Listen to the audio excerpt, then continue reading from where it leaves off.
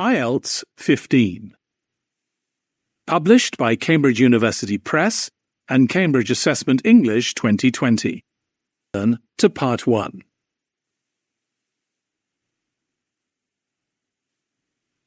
Part 1. You will hear a woman phoning a friend to get information about a job agency. First, you have some time to look at questions 1 to 5.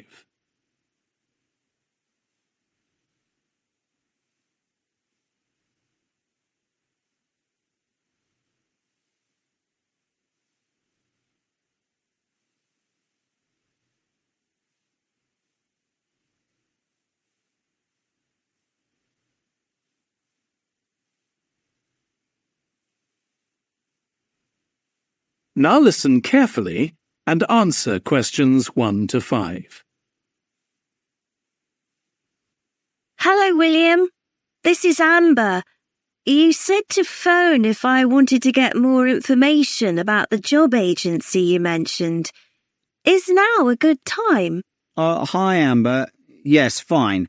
So the agency I was talking about is called Bankside. They're based in Docklands. I can tell you the address now. 497 East Side. OK, thanks. So is there anyone in particular I should speak to there? The agent I always deal with is called Becky Jameson. Let me write that down. Becky Jameson. Jameson.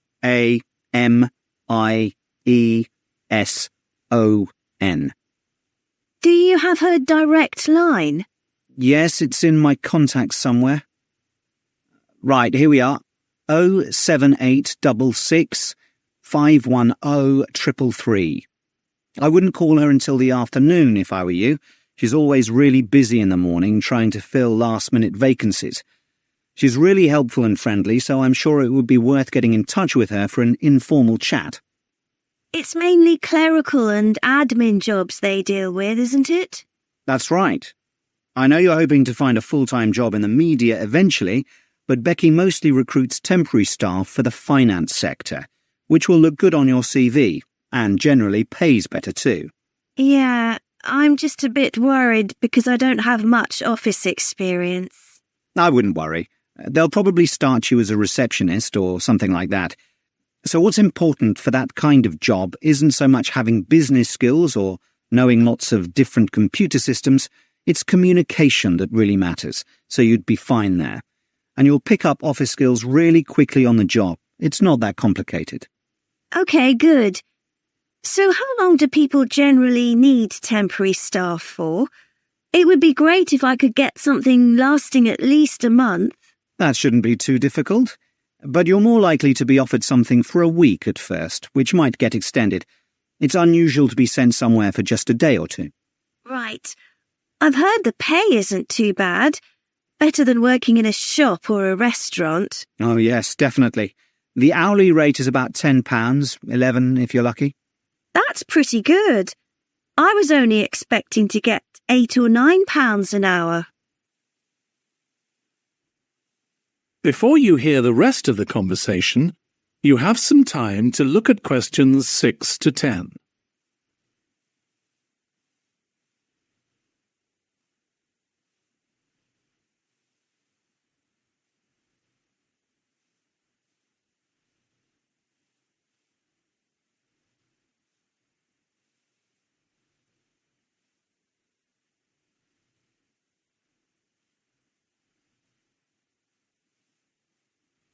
Now listen and answer questions 6 to 10.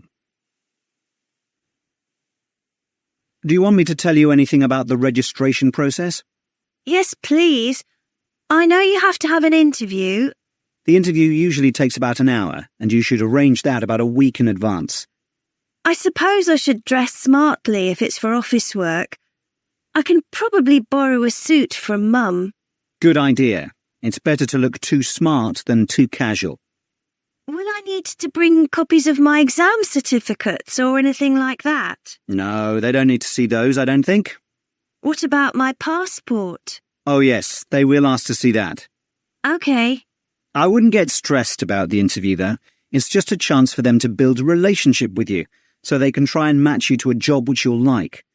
So there are questions about personality that they always ask candidates, fairly basic ones, and they probably won't ask anything too difficult, like what your plans are for the future. Hope not. Anyway, there are lots of benefits to using an agency. For example, the interview will be useful because they'll give you feedback on your performance so you can improve next time.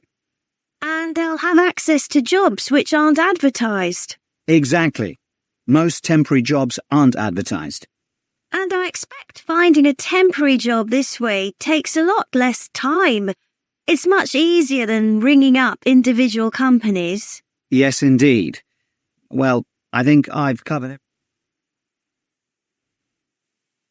That is the end of part 1. You now have 1 minute to check your answers to part 1.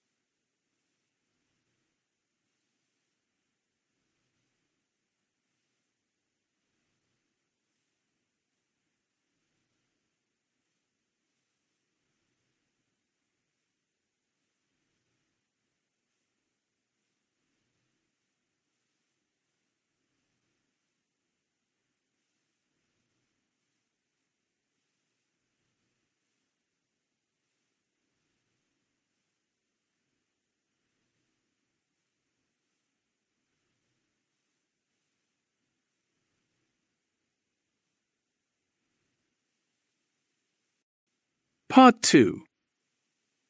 You will hear a woman giving a presentation about a holiday on an island in Britain that a company organises. First, you have some time to look at questions 11 to 14.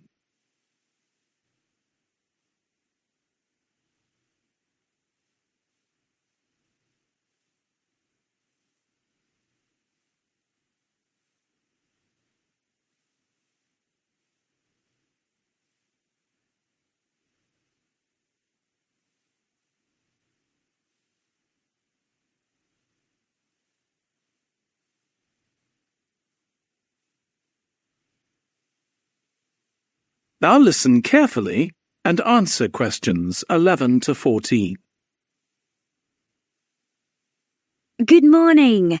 My name's Erica Matthews, and I'm the owner of Matthews Island Holidays, a company set up by my parents. Thank you for coming to this presentation, in which I hope to interest you in what we have to offer. We're a small family-run company, and we believe in the importance of the personal touch. So we don't aim to compete with other companies on the number of customers.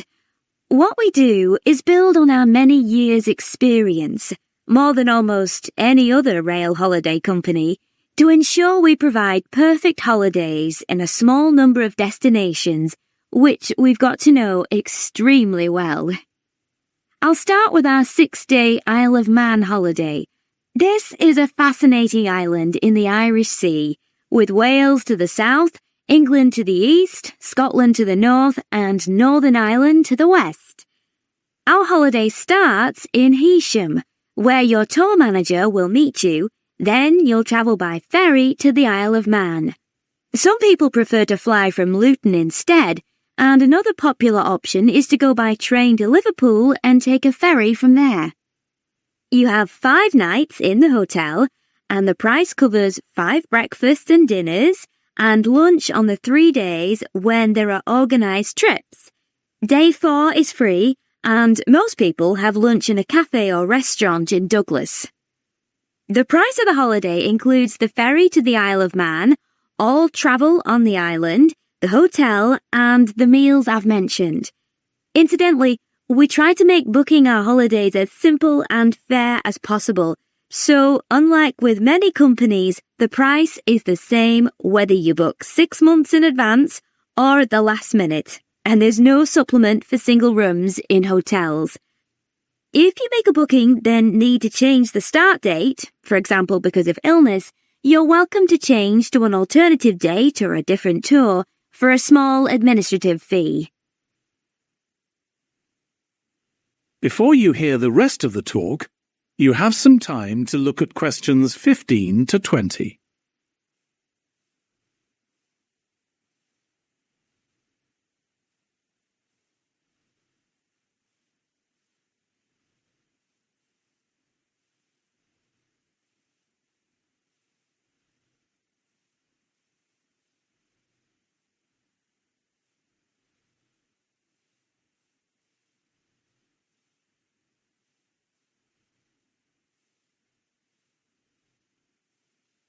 Now listen and answer questions 15 to 20.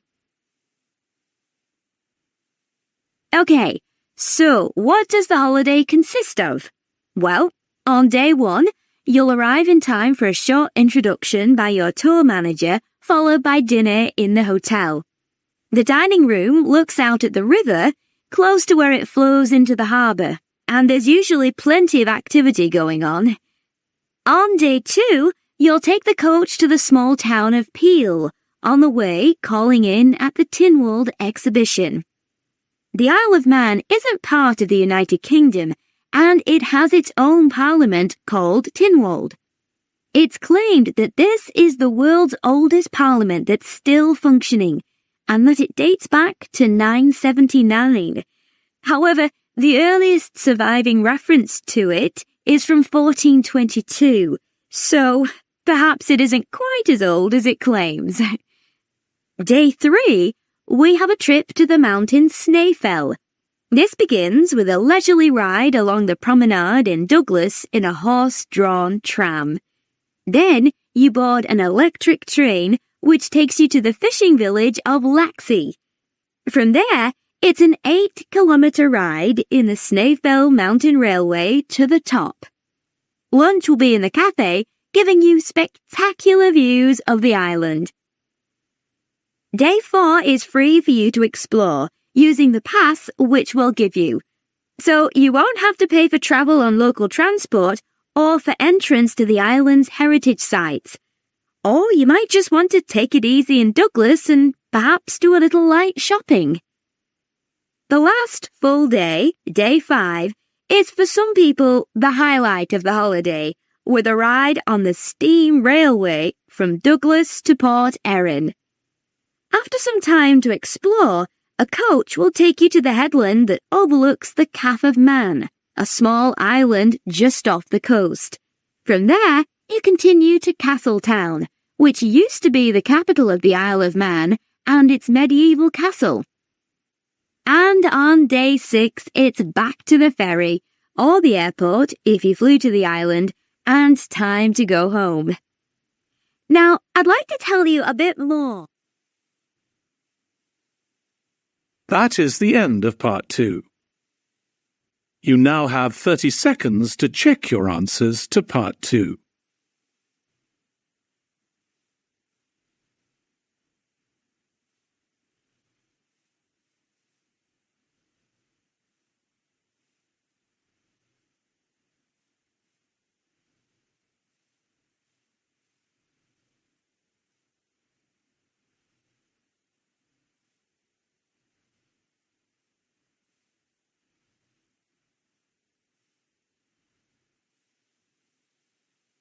Part 3. You will hear 2 psychology students discussing the effects of the order in which the children in a family are born. Part 3. You will hear 2 psychology students discussing the effects of the order in which the children in a family are born. First, you have some time to look at questions 21 to 26.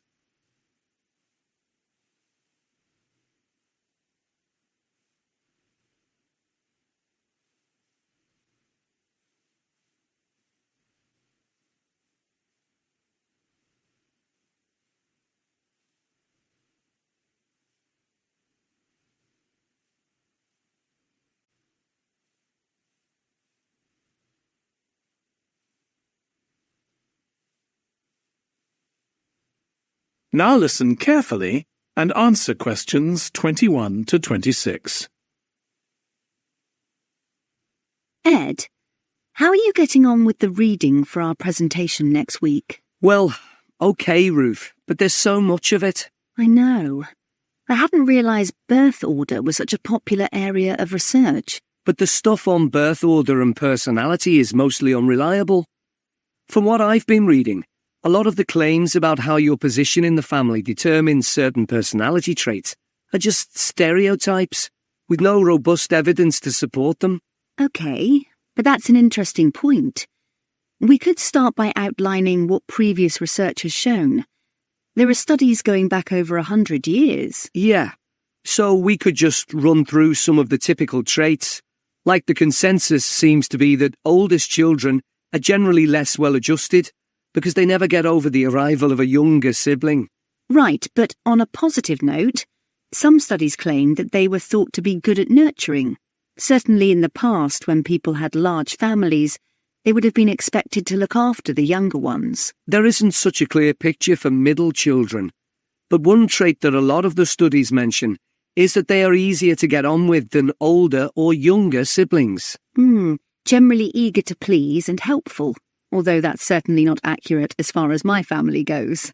My middle brother was a nightmare, always causing fights and envious of whatever I had. As I said, none of this seems to relate to my own experience. I'm the youngest in my family, and I don't recognise myself in any of the studies I've read about. I'm supposed to have been a sociable and confident child who made friends easily, but I was actually terribly shy. Really? That's funny. There have been hundreds of studies on twins, but mostly about nurture versus nature. There was one on personality which said that a twin is likely to be quite shy in social situations because they always have their twin around to depend on for support. My cousins were like that when they were small. They were only interested in each other and found it hard to engage with other kids. They're fine now, though. Only children have had a really bad press. A lot of studies have branded them as loners who think the world revolves around them because they've never had to fight for their parents' attention. That does seem a bit harsh. One category I hadn't considered before was children with much older siblings. A couple of studies mentioned that these children grow up more quickly and are expected to do basic things for themselves, like getting dressed. I can see how that might be true, although I expect they're sometimes the exact opposite, playing the baby role and clamouring for special treatment. Before you hear the rest of the discussion, you have some time to look at questions 27 to 30.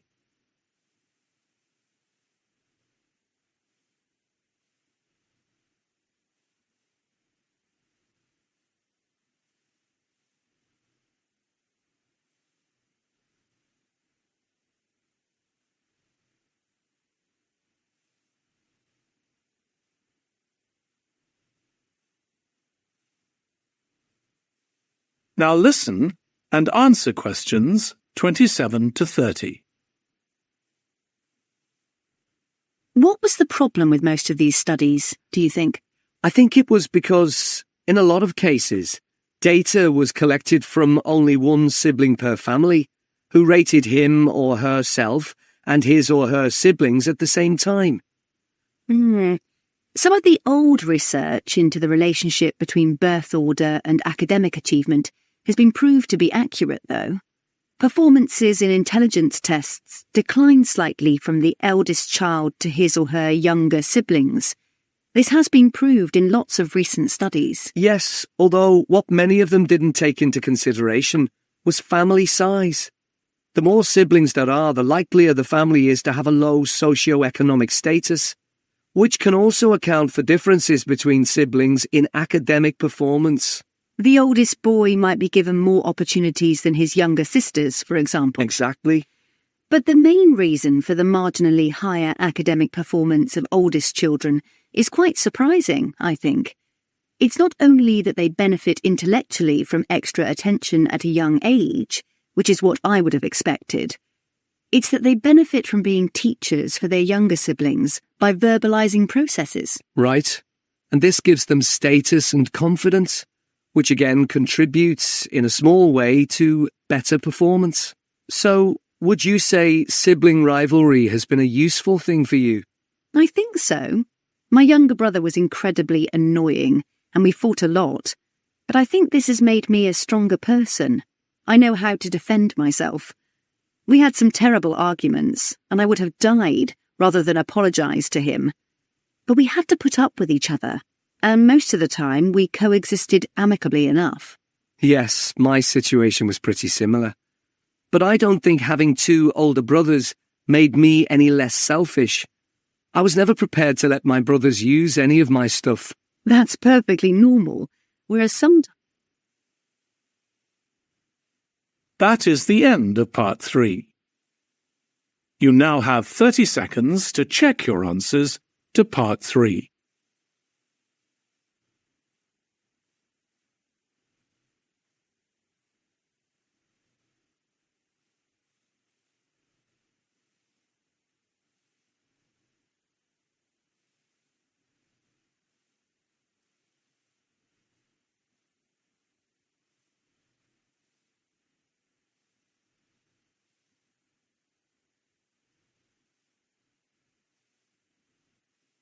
Part 4. You will hear a student giving a presentation about a type of tree known as the eucalyptus, which is common in Australia. First, you have some time to look at questions 31 to 40.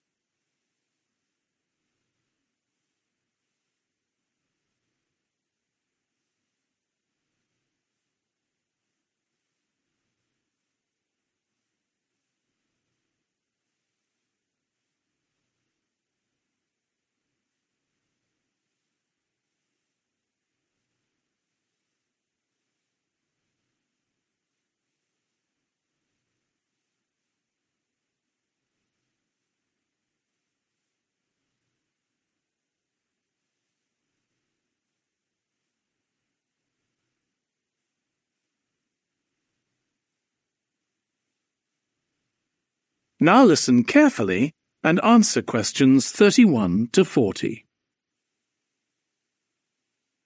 Today, I'm going to talk about the eucalyptus tree. This is a very common tree here in Australia, where it's also sometimes called the gum tree. First, I'm going to talk about why it's important. Then I'm going to describe some problems it faces at present. Right, well, the eucalyptus tree is an important tree for lots of reasons. For example, it gives shelter to creatures like birds and bats, and these and other species also depend on it for food, particularly the nectar from its flowers. So it supports biodiversity. It's useful to us humans too, because we can kill germs with a disinfectant made from oil extracted from eucalyptus leaves. The eucalyptus grows all over Australia, and the trees can live for up to 400 years. So it's alarming that all across the country, numbers of eucalyptus are falling because the trees are dying off prematurely. So what are the reasons for this? One possible reason is disease. As far back as the 1970s, the trees started getting a disease called Mundula yellows. The tree's leaves would gradually turn yellow, then the tree would die. It wasn't until 2004 that they found the cause of the problem was lime, or calcium hydroxide, to give it its proper chemical name, which was being used in the construction of roads. The lime was being washed away into the ground and affecting the roots of the eucalyptus trees nearby. What it was doing was preventing the trees from sucking up the iron they needed for healthy growth. When this was injected back into the affected trees, they immediately recovered. But this problem only affected a relatively small number of trees.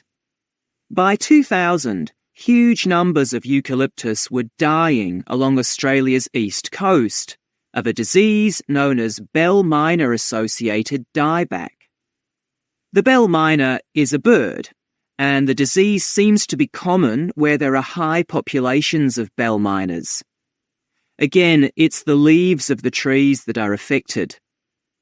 What happens is that insects settle on the leaves and eat their way round them, destroying them as they go, and at the same time, they secrete a solution which has sugar in it.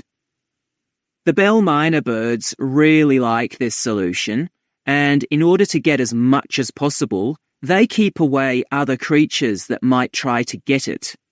So these birds and insects flourish at the expense of other species, and eventually so much damage is done to the leaves that the tree dies.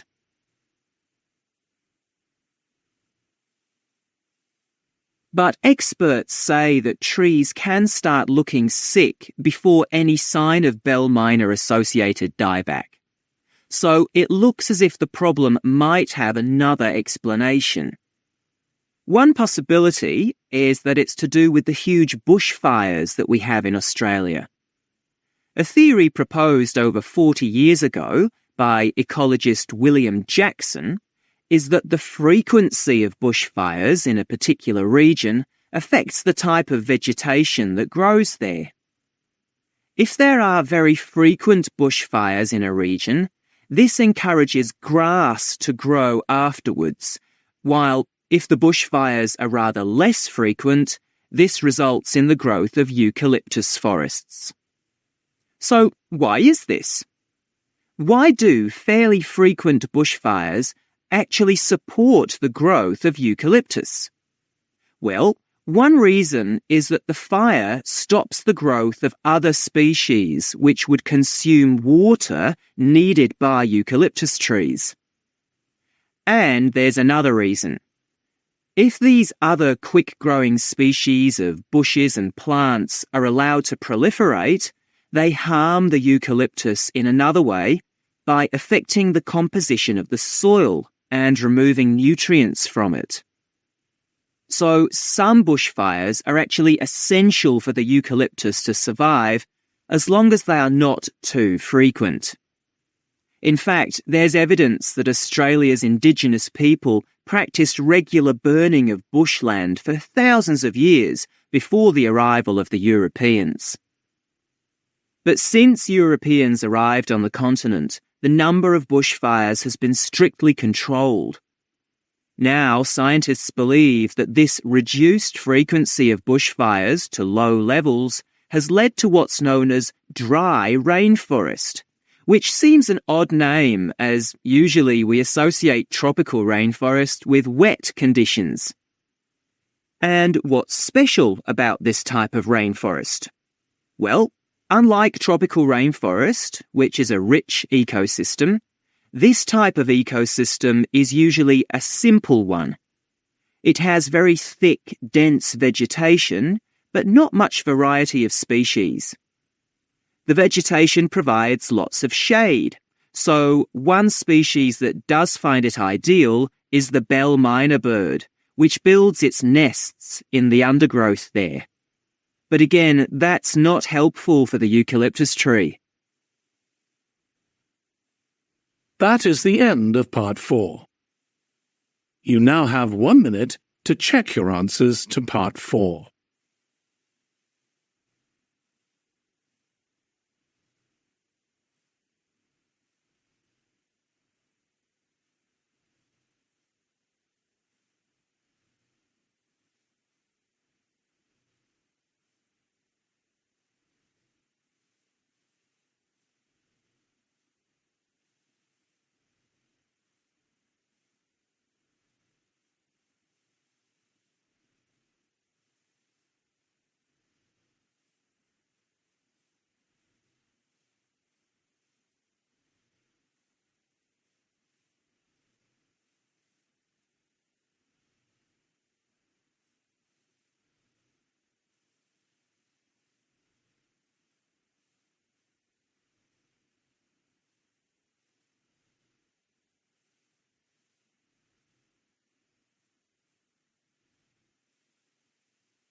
That is the end of the listening test.